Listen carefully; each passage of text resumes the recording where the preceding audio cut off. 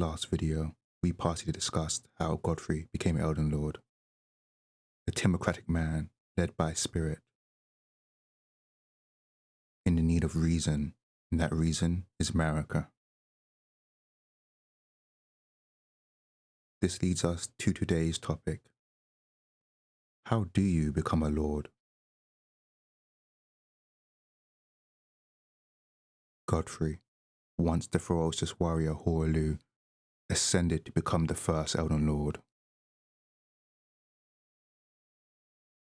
But this rise was not simply due to his strength alone. It's through his ability to suppress his rage and master his inner spirit that he achieved this title.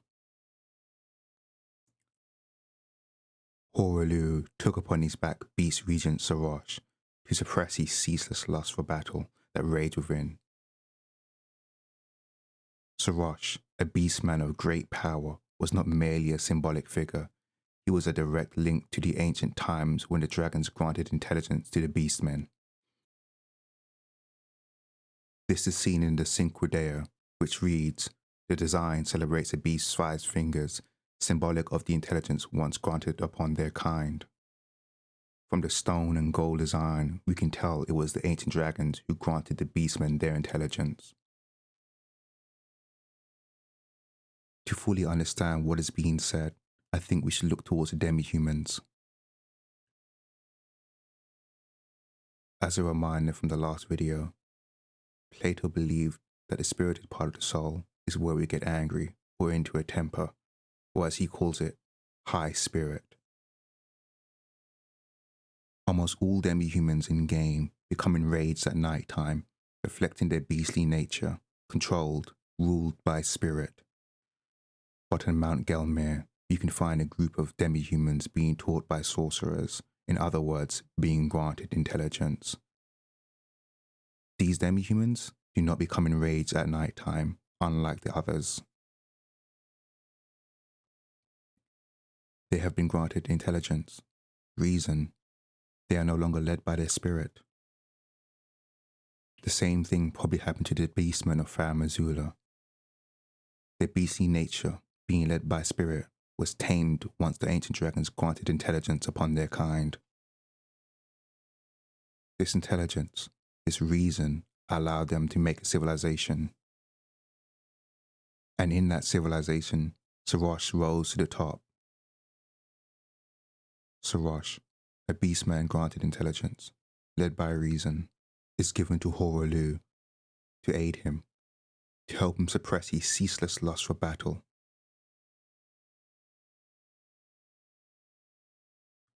Just as the ancient dragons granted intelligence to the beastmen, reason, so too does Sarosh do this for Horaloo.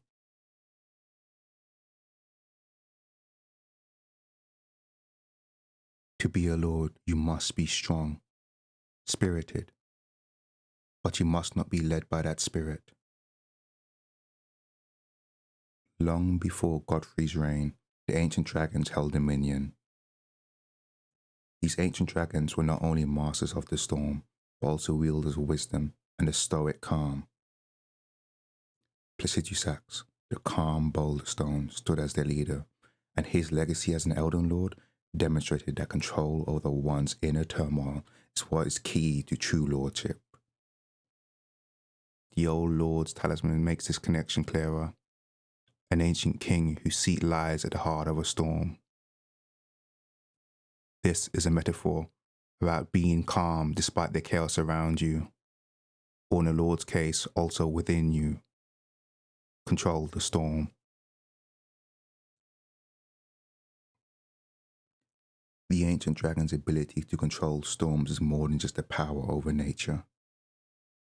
It symbolizes their mastery over their own emotions, a key trait of Stoicism, which is in contrast to cultures like the Hornson, who are driven by emotion, embodying the democratic society that we spoke about earlier, where spirit and ambition lead, but without the full control that wisdom brings.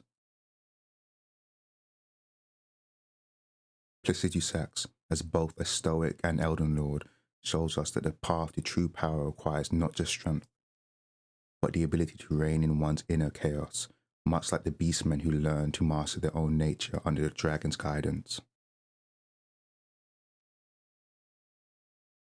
Godfrey's ascension to Elden Lord, aided by the wisdom of Sarosh, mirrors the lessons of the ancient dragons. Intelligence and emotional control, whether given by the dragons or acquired through experience, are essential to becoming a true ruler. The beastmen, the demi-humans on Mount Gelmir, and Godfrey himself are all the products of this ancient legacy, a legacy that ties wisdom to power and restraint to lordship. Like Godfrey, Radahn embodies the ideal of an Elden Lord, only taught under a different stone master and ruled in purple storms, gravity magic.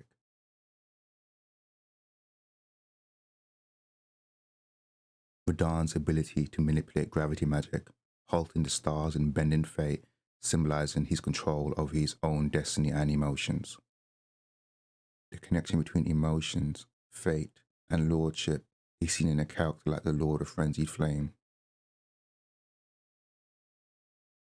This tarnished, suffering from a frenzy of emotions, led by them, no restraint, is now destined to become the Lord of Frenzied Flame.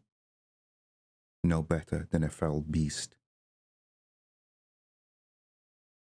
Unless, of course, they are able to learn from the stoic ancient dragons, the original beast subjugators, in how to control their emotions and rise above their spirited nature.